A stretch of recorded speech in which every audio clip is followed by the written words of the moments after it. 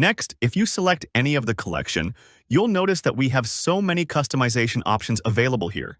And if you scroll to the bottom, you'll see this column width settings.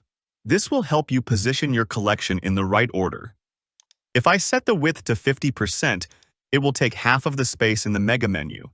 And if you only want to show 2 collections, then you need to set them for 50% each.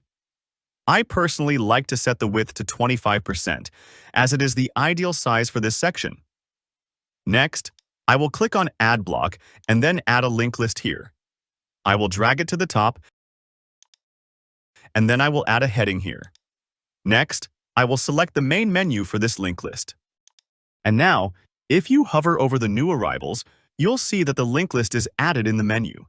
That's how you can create a mega menu within Gecko theme. After you're done with the desktop menu, you'll also want to configure the mobile menu. It's located in the footer area of the theme settings.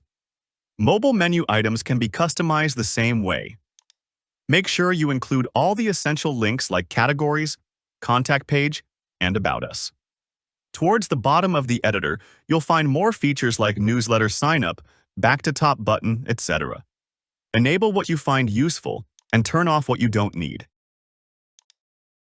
Once everything looks good, test your store on both desktop and mobile views. Check that all the buttons, links, and images are working as expected. You want to make sure everything feels smooth and looks clean. Before you go live, head over to the main settings panel in Shopify.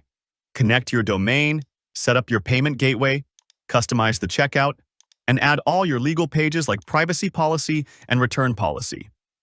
These steps are important, so make sure you take care of them before launching.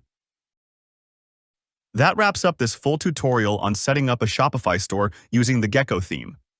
If you made it this far, nice job. You're on the right track to building a solid online store.